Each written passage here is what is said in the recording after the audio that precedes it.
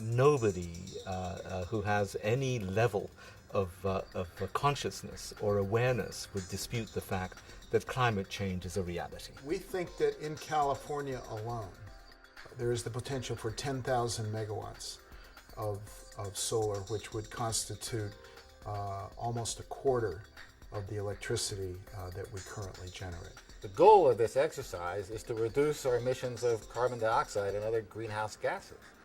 But at the same time, we have to keep the lights on. So if we're not going to burn as much coal to make electricity, we're not going to burn as much natural gas to make electricity, then we have to have electricity from other resources. And that's where solar and wind and geothermal and biomass come in.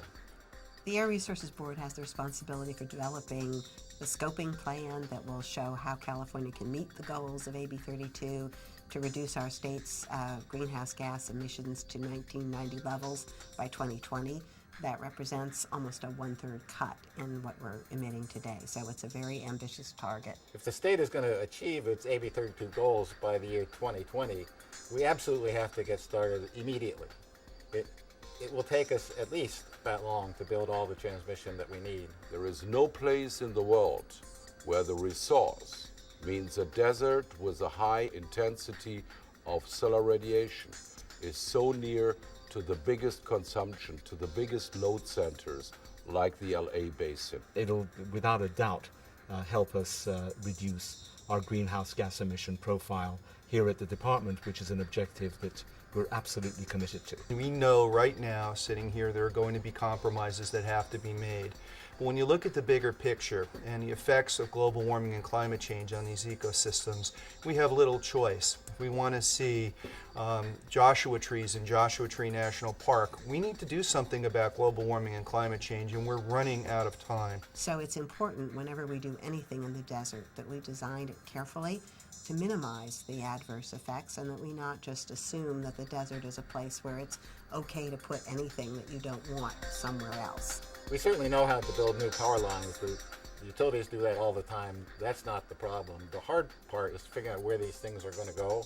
We look around at where you do these technologies. Well, you can't do wind everywhere. Wind has to be done where the wind blows. Solar can be done in a lot more places. You know, the Gobi Desert, the Sahara Desert also have solar radiation levels of the same or greater quality than California, but they're thousands of miles away from where the electricity is needing to be used. In our case, the solar resource is within 100 miles of the homes and businesses serving 10 million people. The City of Los Angeles and the Department of Water and Power in particular truly want to be a leader in the development of renewable energy resources. If we can develop domestic green technologies and green industries, we can also create jobs, and there'll be jobs that will be useful on into the future.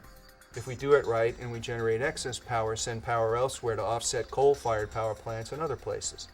And we need to do the same thing we're doing in California and other states. Big solar is a very important part of that. Each of the pieces are present today, but they need to be pulled together into a strategy that will be durable and built to last.